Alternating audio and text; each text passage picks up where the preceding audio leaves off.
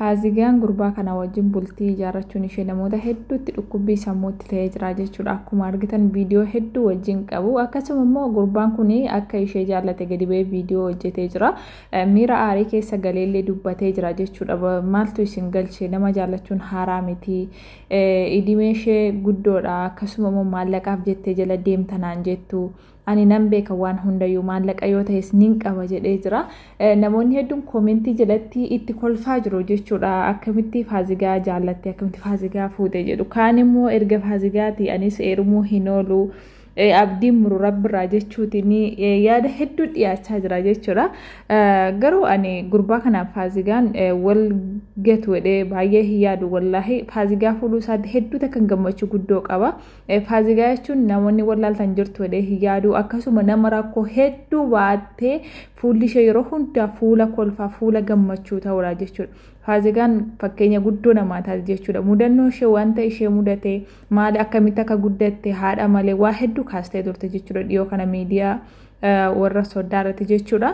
Garuu waan nama ajaa'ibsiisu maaliif gurbaa kana wajjin bultii ijaarratti jedhee namni hedduun inaaffaan guutamee jira jechuudha. Waan naaf qirna'u jedhan fasigaan nama rakkoo akkamii baattee kolfitu jechuun keessaniin oolu. Tarii gariin keessan dhaggeeffataniitu ta'a. Warri hin dhaggeeffanne immoo isiniif hin qooda jechuudha.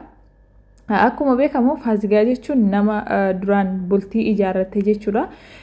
Bultii ijaarrattee ilmoo tokko godhattee abbaa manaa ishee wajjin birrii biyya rabaa irratti wal dhabnee adda baane jettee turte. Erga adda baan immoo isheen biyya rabaatti deebite jechuudha. Biyya rabaatti deebite isaan walitti araaramuuf yookiin abbaa manaa ishee jalqabaa sanatti deebi'uu fi akka fedhii qabdu miidiyaa irratti dubbattee turte jechuudha dhiyoo kana. Garuu inni isheetti deebi'uu yookiin ishee wajjin haadha manummaa abbaa manummaa hariiroo sana itti fufuu waan hin barbaanneef eegdee dadhabdee biyyas galtee deebite.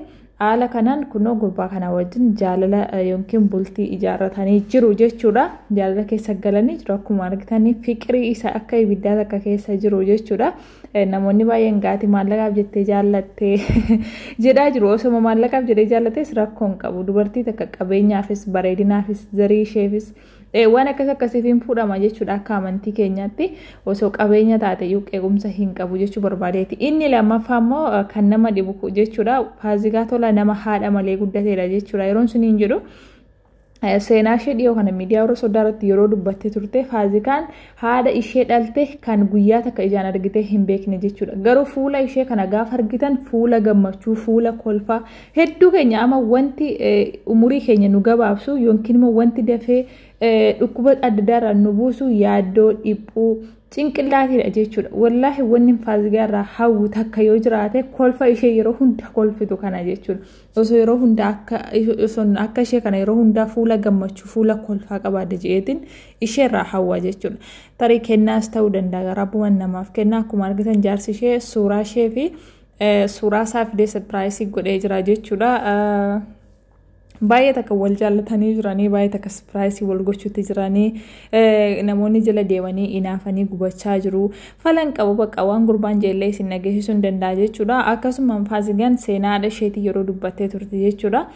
Haadhi kiyyaa na deessee mustashfaa keessatti nagattee badde jettee turte jechuudha. Isheen dhalatte xiqqummaa isheerra ara dhaltee ara harmeen ishee gattee badde jechuudha.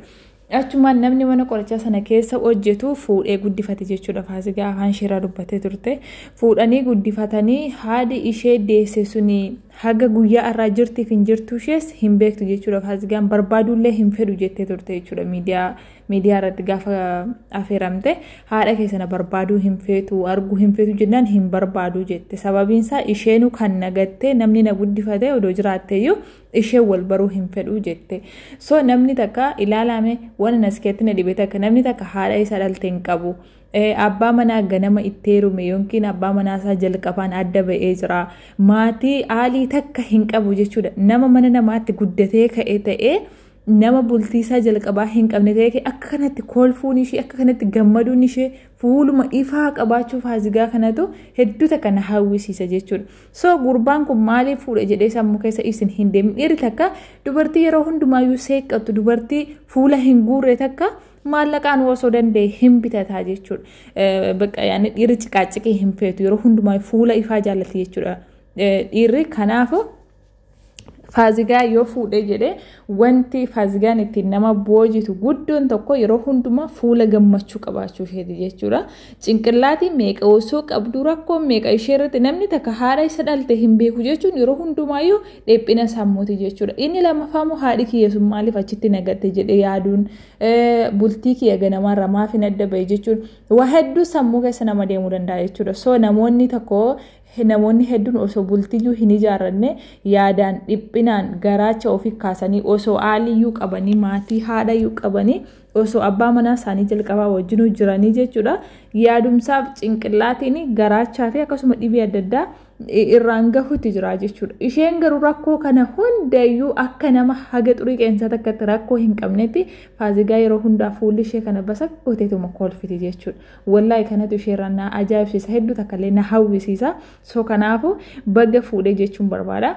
Gurbaan immoo jaalalti nurratti hin baane maallaqaaf jaallates jettanii akkasuma immoo idimeenshee sirra guddoodha jettanii natti hin himina anu nan beekaa osoo arguutiin jaaladhe jaalalli immoo nurratti hin baane jedheetu deebii quubsaa takka deebisee jira jechuudha. Xuruu godhe wallaahi fasigaa jechuun tokkoffaa nama dalagattuudha. Dubaayii keessatti suuqii uffataa banattee jirti. Nama immoo rakkoo hedduullee dabarsitee yeroo hundumaa fuulli ishee akkasitti ifuu fi seeqattu waan taateef dhiirri takka hawwuu qaba jechuudha. Inna kanuma isin jechuu barbaada mee namoonni rakkoon keessan amma fasigaa kana hin geenye hedduun keessa yeroo hunda dhiphachaa ooltan isaabaa ooltanii fasigaa irraa waan guddaa baratu je'eetiin isinii fidee dhufe isin jechuu barbaada.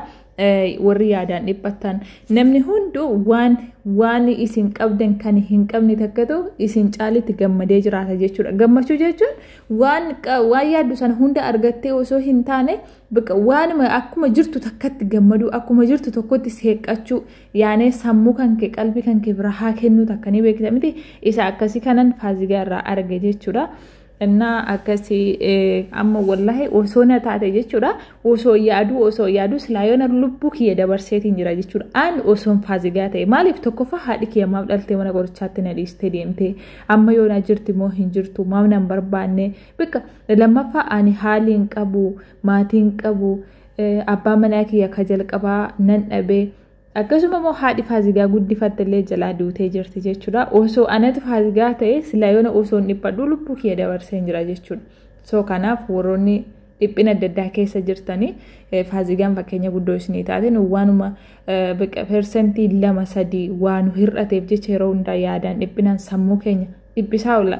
Mee osoo namni fasigaa hin beekne jirtu hin jiru yeroo hunda fuulishee fuuluma kolfaati qoosaama gammachuuma kanumatti isheerraa na booji'ee nama waa takkaaf jaallatanii waa takkaaf jibbanii inna wallahi hedduu takkan gammadee fi jira bultii nagaa godhuu fi inna warri erga fasigaan heerumte bultiin dhabnu jettan immoo isheen ilmoo tokko qabdi.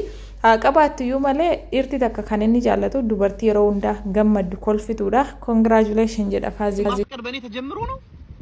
ማፍቀር በእኔ ተጀመረ ምንድነው የምታካብዱት?